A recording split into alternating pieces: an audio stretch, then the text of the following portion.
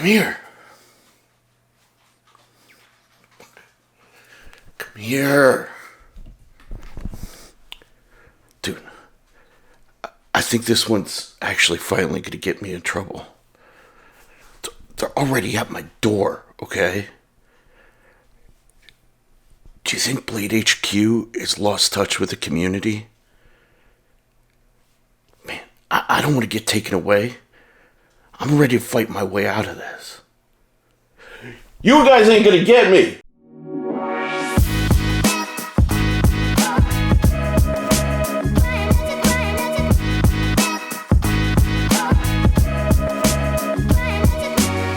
What is going on, everybody? The Real Sharif M here, aka Mangana Steel, with another knife video. And as you can see, I am free. Yes. So, basically with this video, I want to kind of take on a topic. Big surprise, I want to do something controversial. But I really wanted to discuss whether or not Blade HQ has kind of lost touch with the community. Now, let me begin by giving, some clarification, because I know my comments are going to get filled with stupid people say, oh, blah, blah, blah, blah, right? Okay. This is not a dig against Blade HQ. It's not. As you guys know, whatever I put out there usually has the basis of constructive criticism. That's always my intention. That's always my goal. So don't leave stupid comments to the contrary. The other thing that I want to address is that I understand that Blade HQ is a business and they have a duty to use their social media platforms to promote their products and to sell products. And many of the things that they may be selling may not appeal to us in the knife community. I get that. I'm not a dum-dum, okay? But there are several elements that I see repeated several times that I think really paints their marketing scheme as a bit repetitive to me. So that's kind of what I want to address. All of this thinking for this video stemmed from a video titled, "What was the #1 knife of 2022?" Okay? And in the video, basically, the top knives that they showed were the Spyderco PM2, go big surprise there, Civivi Conspirator, right? Boker Mermaid, Benchmade 940 Blade HQ Exclusive Edition, Boker Kalishnikov, Kershaw Lucha, CRKT Piet, and the Civivi Desert Warrior Elementum. This particular video seemed to, for me, rub me the wrong way, okay? Partially because, yes, I know several of these items are very hot. I'll never argue them kind of talking about the paramilitary too. It's a hot seller. We know there are tons of people who buy every single version under the sun, right? Benchmade 940, not a huge surprise. So my beef is that a number of the knives and brands represented in this list, and often many of their lists, have been repeated over and over and over in all of their videos. Man, I can't tell you how many times I've heard that I need to buy a Paramilitary 2, 940, a Boker Mermaid, a Kalashnikov, or an Elementum, basically from the mouths of the same people since 2020, if not 2019. Within Blade HQ's inventory, there's actually a great breadth and depth of options, many of which are darlings of the knife community. However, they never get their time in the sun. They're never shown in YouTube videos or get promoted on their Instagram, ever. I'm not sure why, but they seem to like circle back over and over to the same brands, even the same knives, in an endless loop. Numerous knives have come out just within this last year from brands like Artisan, McNeese, Notorious, EDC, KIZER, KUBEY, Arcane, Jack Wolf, and none of them have received the spotlight, like whatsoever. For example, I believe it was last year, my GRAZIOSO was one of KIZER's best sellers in both the budget and premium trim, yet it was never shown on Blade HQ, save for the very initial prototype long before production of any of the models. But this isn't about me, right? Like, I'm not even talking about, like, oh, I wish they promoted my stuff. It's got nothing to do with that, actually. It's about the fact that, like, Blade HQ obviously has buyers who are scanning the knife community in order to develop inventory that interests us, yet they aren't using their platform to promote any of these purchases to their, at times, 60,000 plus viewers at all. Which is just very strange, right? Because buying these knives costs money, and they're a business who wants to move these knives and move their inventory, but they don't make a single video promoting, let's say, the latest Arcane design knife that they have in the store. They don't make a single video promoting the latest Jack Wolf knife.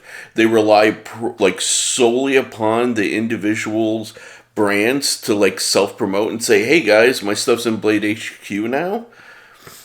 Instead, they make numerous videos repeatedly showing off the same stuff that we've already seen. Like,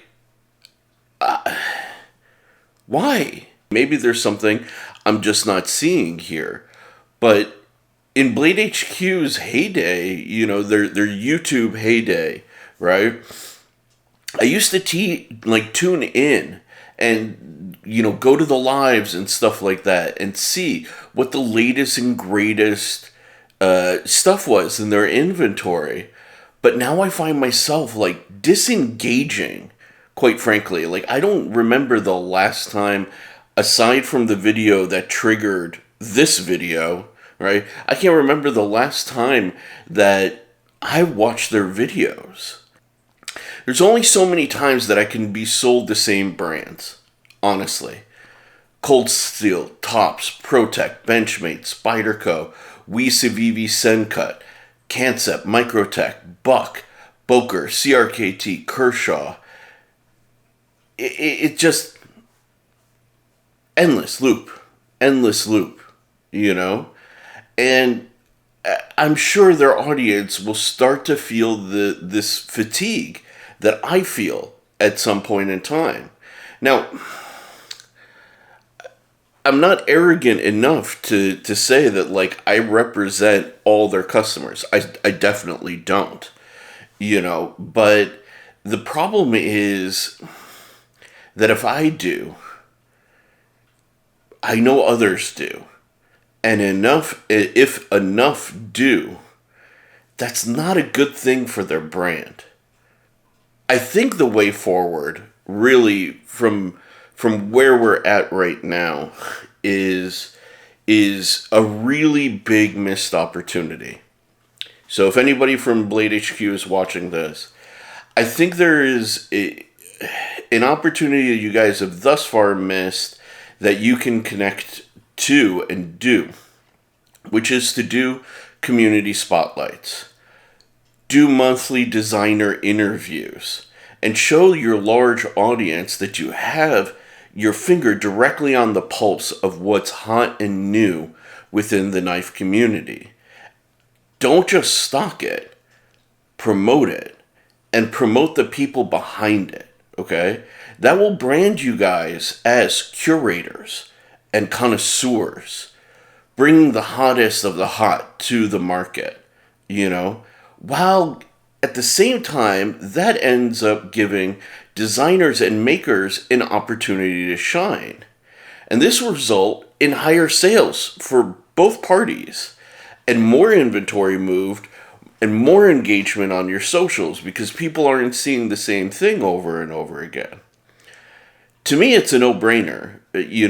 Many people like myself who are designers, but also customers, are already joining live streams, doing interviews, and are hungry to promote ourselves as brands, individual brands, and to show off our work.